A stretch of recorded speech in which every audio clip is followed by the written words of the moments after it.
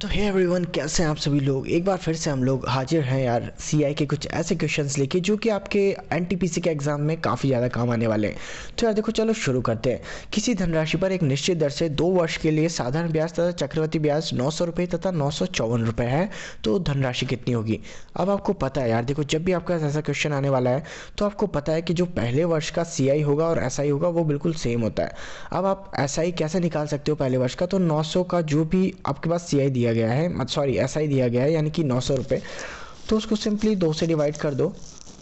तो ये जो है आपका 450 पहले वर्ष का आपका एसआई और सीआई आ जाएगा। अब आपको पता है कि दूसरे वर्ष में जो सीआई और एसआई होता है वो डिफरेंस होता है, क्या नाम है, सीआई और एसआई का। तो यानी कि अगर यहाँ पर 900 रुपये सीआई है, एसआई है और 954 रुपये सीआई है, तो डेफिनेटली 54 रुपये जो होगा वो दूसरे वर्ष का ब्याज होगा, जो कि ब्याज के ऊपर ब्याज लगा होगा, मतलब 450 के ऊपर ब्याज जो लगा होगा वो होगा 54 रुपये। तो इसको आप मल्टीप्लाई कर लीजिए 100 से, तो आपको पता चल जाएगा 9 6 54 और 9 5 45। अब 50 को 2 से टाइम कट जाएगा 100, तो यहाँ पर आपके पास जो है ब्याज की दर 12% आ जाएगी।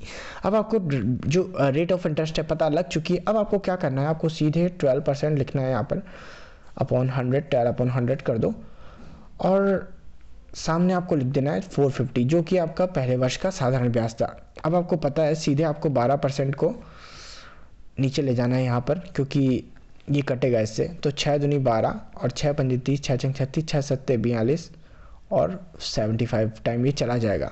अब 2 से आप 50 काट लो, मतलब 100 को पे काट लो।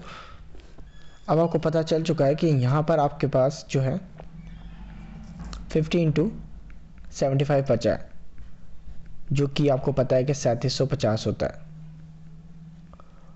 और यही आपका मूलधन होगा। आपका मूलधन होगा 3750 रुपये, ठीक है।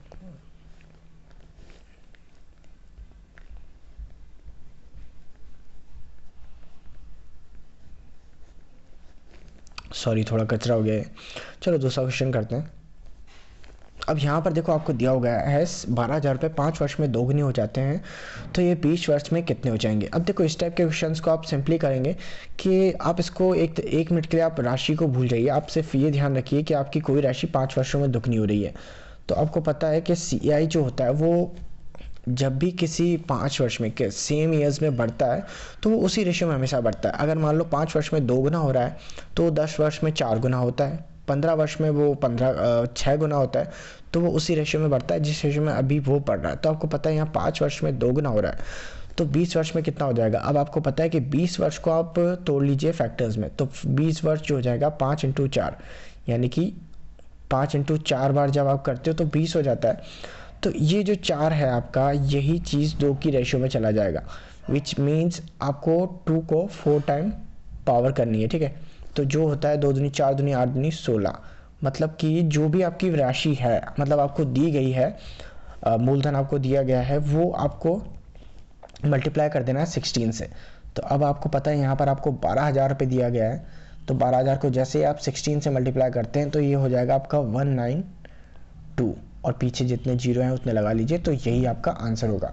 तो इस टाइप के क्वेश्चन जब भी आपके पास आए तो आपको यही करना है, सिंपली आपको मल्टीप्लाई, आपको उनकी पावर्स निकालनी है, आपको समय का मल्टीप्लाई करना है जो कि आपकी शुरुआती समय दिया गया है, और उसको उसकी पावर में जोड़ देना है।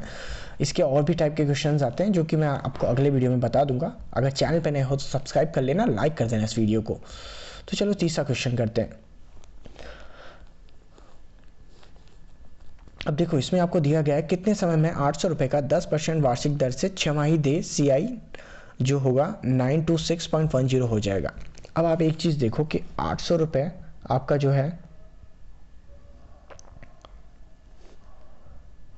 प्रिंसिपल है और आपका 926.1 जो है वो आपका अमाउंट है, ठीक है। तो अब आपको साफ दिख रहा है कि यहाँ पर डिफरेंस कितने का है, एक मिनट के लिए मान लीजिए, तो यहाँ पर 126.1 का डिफरेंस है, 0.1 का डिफरेंट है। तो अब आपको पता है कि देखो जब आपको रेट ऑफ इंटरेस्ट दिया गया है 10% और ये 6 माही पे दिया गया है, सॉरी 6 माही पर दिया गया है, यानी कि ये 5% हो जाएगा, और समय आपको दिया गया है, अभी समय दिया गया नहीं है, आपको निकालना है, ठीक है, छोड़ो कोई ना। तो आपको पता है 5% निकालना पड़ेगा। अब आप 800 रुपये का 5% निकालेंगे जो कि 40 रुपये होगा, ठीक है। अब आपको पता है कि 40 रुपये है, तो अब यहाँ पर आपको दिख रहा है 126। तो 40 रुपये से 126 किस तरीके से बनाया जा सकता है, तो आपको भी पता है। देखो लगभग आप 3 टाइम इसको मल्टीप्लाई करोगे तो ये लगभग 120 हो जाएगा, ठीक है। अभी हम सिर्फ अंदाज़ा लगा रहे हैं, तो एक बार हम क्या करते हैं, इसको रेशियो मेथड से सॉल्व करने का ट्राई करते हैं।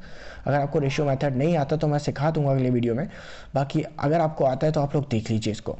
तो यहाँ पर आपको पता है कि जिसका जो रेशियो होता है 3 वर्षों के लिए अगर हम निकालें तो 3:3:1 होता है। तो अगर आप 800 रुपये का 5% निकालते हैं तो वो होता है 40, 40 का 5% निकालते हैं वो होता है 2, और 2 का आप 5% निकालते हैं तो ये हो जाता है 0.1। अब आपको पता है आप इसको सीधे मल्टीप्लाई कर दीजिए इससे। तो जैसे आप इसको मल्टीप्लाई करते हैं तो 40 × 3 120 ये हो जाता है, 2 × 3 ये 6 हो जाता है, प्लस 0.1 × 1 करेंगे तो ये 0.1 ही हो जाता है। अब आप इसको टोटल कर लेंगे तो ये 126.10 आ जाएगा, जो कि आपको दिया भी गया है क्वेश्चन में। मतलब यही आपका आंसर होगा। मतलब आपको यहाँ पर 3 बार आपने मल्टीप्लाई किया, यानी कि 3 वर्षों के लिए होता है। अब आपको पता है चूँकि यहाँ पर आपका जो है ब्याज की दर 6 है, तो आप 3/2 कर दीजिए। अब 3/2 करते ही आपके पास आंसर आ जाएगा 1.5 वर्ष, यानी कि आपका जो ये ब्याज निकला है ये 1.5 वर्षों के लिए निकला है। तो बस आज की वीडियो में इतना ही, मिलते हैं अगले वीडियो में, बाय बाय।